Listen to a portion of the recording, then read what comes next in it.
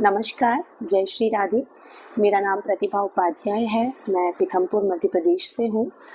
I am an educator and I am into this field since past 5 years, more than 5 years। So exams आ चुके हैं, exam का time आ चुका है, board exams चालू हो चुके हैं और इस समय पर ये वीडियो बनाना इसलिए इम्पोर्टेंट था क्योंकि I am into this, as I said, I am into this field for more than 5 years। बहुत सारी ऐसी चीज़ें हैं जो as a teacher I need to convey to my students. मैंने अपने स्टूडेंट्स को कन्वे कर दिया है, पर मैं चाहती हूँ कि कुछ जो इम्पोर्टेंट चीज़ें हैं वो सभी बच्चों तक पहुँचें, क्योंकि इन टॉपिक्स के बारे में कोई बात नहीं करता है, ये आपको कोई बताता नहीं है और ये बहुत इंपॉर्टेंट चीज़ें हैं जो कि आपको पेपर लिखते वक्त ध्यान देना है। तो आज इसी चीज़ों के बारे में डिस्कशन करेंगे। So without wasting any time I think we should start. I have made my notes. इसमें टोटल 8 पॉइंट्स हैं जिनके बारे में हम आज डिस्कस करने वाले हैं। So point number 1, be mindful of the question that you are attempting in the starting of your paper, है ना।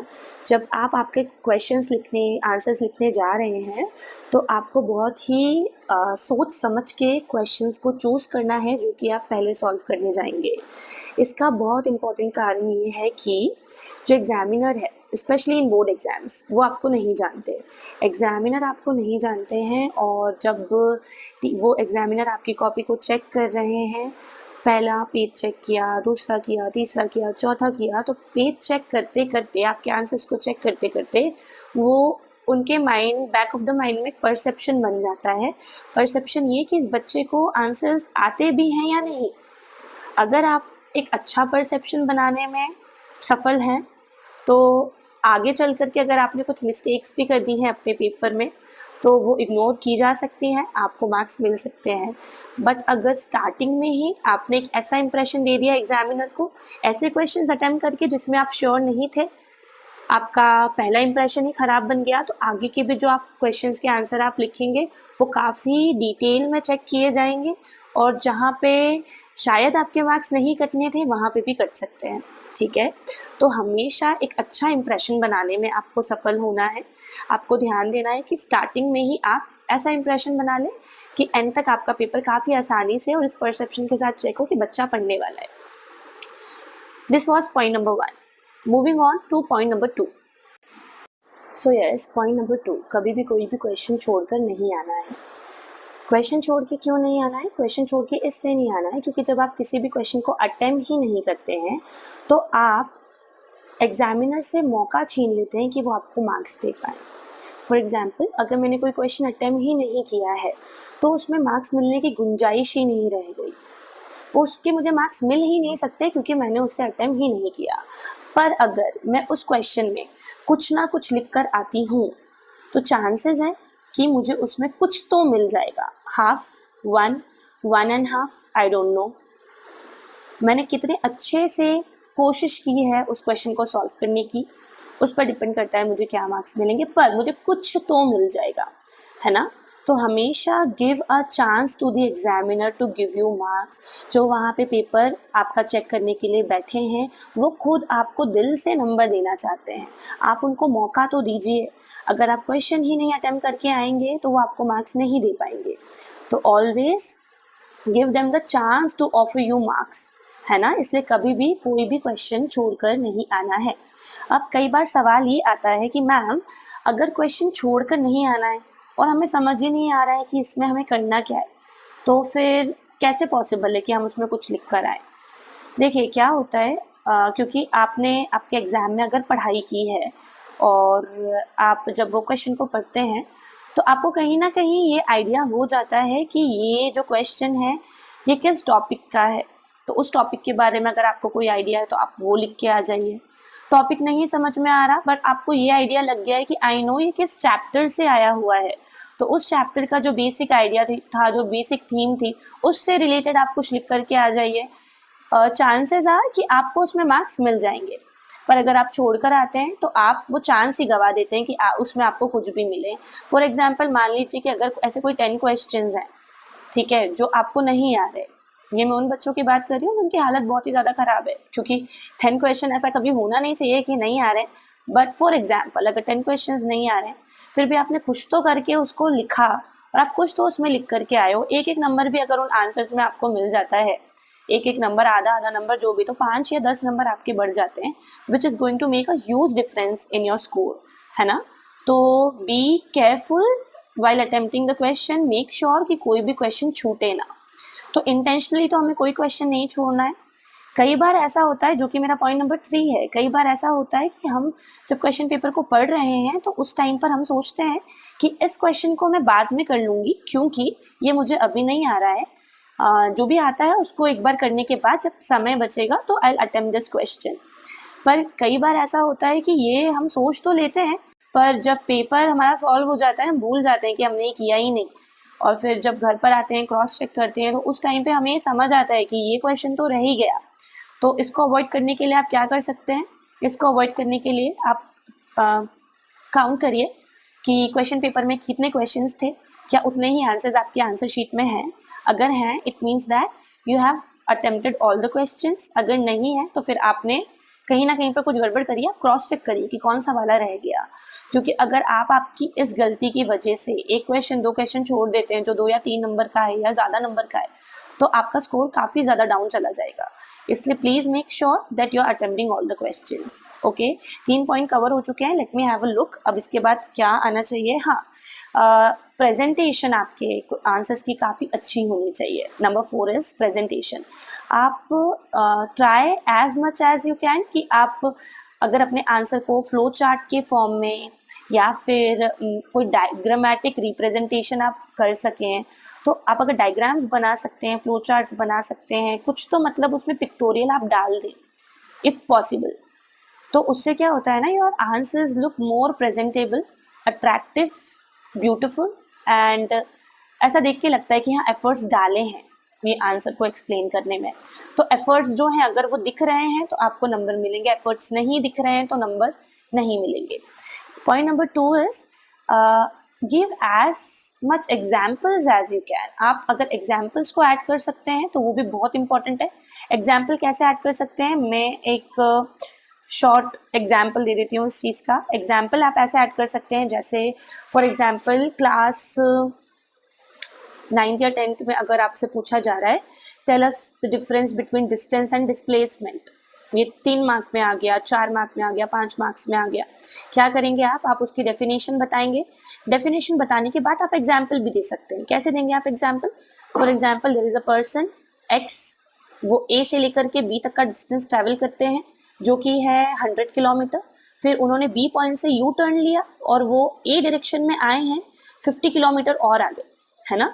So in this case distance is 100 + 50 that is 150, और डिस्प्लेसमेंट कितना है? ओनली 50, क्योंकि 100 उन्होंने ऑपोजिट डायरेक्शन में ट्रैवल किया, फिर वापस सेम डायरेक्शन में वो 50 और आगे आगे, है ना। तो डिस्प्लेसमेंट 50 का हुआ है। तो अगर क्वेश्चन ज़्यादा मार्क का आता है तो make sure that you are adding diagrams, you are using flow chart, you are giving examples. This is going to make your answer sheet look more presentable. Point number 4 हो गया है complete. Tally करने का भी मैंने कह दिया आप लोगों को। हाँ, very important thing, time management. Time management मतलब 3 घंटे का अगर पेपर है तो प्लीज़ कोशिश करें कि ये 2.5 घंटे में कंप्लीट हो जाए। 30 मिनट्स आपको क्योंकि लगेंगे। 30 मिनट्स किस लिए लगेंगे? जैसे मैंने आपको बोला कि आपको आपके क्वेश्चन और आंसर्स को टैली करना पड़ेगा, whether the counting is same और नॉट। जितने क्वेश्चन है उतने आंसर किए हैं कि नहीं किए हैं, है ना। फिर एक और इम्पॉर्टेंट पॉइंट कि आपको अपनी आंसर शीट चेक करनी है। आज के टाइम पे स्टूडेंट्स इतने लेजी हो गए हैं, खुद मैंने ही तो लिखा है तो फिर मैं उसको क्या चेक करूं, ऐसे नहीं है। आप जब भी अपनी आंसर शीट में आंसर्स लिख रहे हैं प्लीज़ मेक श्योर कि आप उसको चेक करें, आप उसको पढ़ें एक बार, क्योंकि कई बार ऐसा होता है कि फ्लो में हम कुछ वर्ड्स भूल जाते हैं लिखना, या हमारी कुछ स्पेलिंग की मिस्टेक हो जाती है। जब हम क्रॉस चेक करते हैं, जब हम वापस से उसे पढ़ते हैं तो हमें वो गलतियाँ दिखती हैं और उसे हम करेक्ट कर लेते हैं। अगर आप अपने आंसर शीट को एक बार रीड करोगे तो ये गलतियाँ आपको मिलेगी, आप उसको करेक्ट कर लोगे। अगर आपने इसको रीड नहीं किया तो डायरेक्टली किसके पास गई? एग्जामिनर के पास। उन्होंने वो देखा तो दिस विल कॉस्ट यू ना योर मार्क्स, स्कोर आपका कम होगा। स्पेलिंग मिस्टेक हो गई, आधा नंबर काट लिया। ग्रामेटिकल मिस्टेक हो गई, आधा नंबर काट लिया। आता था आपको लेकिन फिर भी गलत है। तो हमेशा ये कोशिश होनी चाहिए कि जो चीज़ मुझे आती है उसमें मेरे नंबर नहीं कटने चाहिए। कम से कम जो मुझे आता है वो तो मैं अच्छे से लिख करके आऊँ, है ना। तो अपनी कॉपी चेक करना है, ये देखना है कि जितने क्वेश्चंस थे उतने आंसर किए हैं कि नहीं किए हैं, ये सारी चीज़ों का ध्यान रखना है। तो इसके लिए आपको 2.5 घंटे में एनी हाउ आपका पेपर कंप्लीट करना है। अगर आपने नहीं किया तो ये चीज़ें रह जाएंगी, और ये चीज़ें बोलने में सुनने में छोटी लगती हैं पर इसका सिग्निफिकेंस बहुत ज़्यादा है। तो मेक श्योर टाइम अच्छे से मैनेज करें आप। और एक और गलती बच्चे करते हैं, क्या कोई क्वेश्चन आप करने जा रहे हो, क्योंकि आपने उसको याद करने में ज़्यादा मेहनत की थी तो आप सोचते हो इसे मैं सजा सजा के बहुत अच्छे से एक्सप्लेन करके लिख करके आऊँ। वो आप मत करें। जितनी रिक्वायरमेंट है, जितनी नेसेसिटी है, उतना ही टाइम एक क्वेश्चन को दें। क्योंकि अगर आप एक क्वेश्चन में एक्स्ट्रा टाइम दे रहे हैं तो आप दूसरे क्वेश्चंस में जो टाइम दे सकते हैं वो उनसे आपने छीन लिया। आपने टाइम कहाँ लगा दिया? एक क्वेश्चन में, क्योंकि आप उस क्वेश्चन से ज़्यादा अटैच हो गए, आपने उसमें ज़्यादा टाइम दे दिया, बाकी क्वेश्चंस के लिए आपके पास टाइम कम पड़ गया। ठीक है, तो आपको बहुत ही समझदारी से अपना पेपर देना है। सिर्फ याद कर लेने से, सारी चीज़ें रट लेने से या ये बोल देने से कि मुझे सब आता है, मुझे तो पेपर में अच्छे मार्क्स आने वाले हैं, उससे कुछ नहीं होता। आपका जो रिजल्ट आने वाला है वो प्योरली डिपेंड होगा किस चीज़ पे, कि जो भी आपको आता है वो आप कितने अच्छे से आपके पेपर पे लिख करके आए हैं। तो वो सिर्फ आने से नहीं होगा, वो आपको आपके दिमाग का इस्तेमाल करना है पेपर को लिखते वक्त, है ना। बहुत ही कॉन्शियस डिसीजन लेना है आपको। ऐसे नहीं कि जो समझ में आ रहा है वो कर रहे हैं, नहीं, प्लानिंग के साथ आपको आपका पेपर अटेम्प्ट करना है। तो do not get attach to any question, ये पॉइंट मैं कवर कर चुकी हूँ। टाइम मैनेजमेंट का भी मैंने बोल दिया कि 2.5 घंटे में आप कोशिश करें आपका पेपर कंप्लीट हो। उसके बाद चेक योर आंसर शीट भी मैंने बोल दिया। तो एक तरीके से जो इम्पॉर्टेंट पॉइंट्स थे वो सब मैं डिस्कस कर चुकी हूँ। कुछ चीज़ें हैं जो कि कहना इम्पॉर्टेंट है मेरे लिए। बच्चे नहीं समझ पाते, एग्ज़ाम के प्रेशर में होते हैं, नहीं समझ आता, घबरा जाते हैं, तो ये ऐसी गलतियाँ कर देते हैं। क्योंकि पढ़ा नहीं होता है तो सोचते हैं कि जिस दिन एग्ज़ाम है तो उस दिन सुबह जल्दी उठ गए, पढ़ रहे हैं, टाइम वेस्ट नहीं हो जाए हमारा, तो घर से कुछ खा के नहीं निकल रहे हैं। आपको मॉर्निंग में भूख नहीं लगेगी, या फिर जो भी आपका एग्ज़ाम का जो टाइम है उस टाइम पे आपको भूख नहीं लगेगी, लेकिन जहाँ आपने बैठ के पेपर लिखना शुरू किया, आपने कंसंट्रेशन के साथ, मेहनत के साथ वो करना शुरू किया 2 घंटे में, तो आपको भूख लगी ही जाएगी। तो कोशिश करें कि आप घर से कुछ खा के जाएं। ऐसा मैं इसलिए कह रही हूँ क्योंकि मैं प्रैक्टिकली मेरे साथ हुआ है। अगर मुझे भूख लग रही है, मैं पेपर नहीं दे पाऊँगी, मेरा कंसंट्रेशन ब्रेक हो जाता है, और मेरा हो जाता है, बहुत सारे बच्चों का होता है, क्योंकि I have lived this thing. तो मैं ये कह सकती हूँ कि अपना कंसंट्रेशन ब्रेक मत होने दो। ऐसी चीज़ें बिल्कुल भी नहीं करना है जो कि आपको उस दौरान, उस 3 घंटे के दौरान डिस्टर्ब करे, है ना।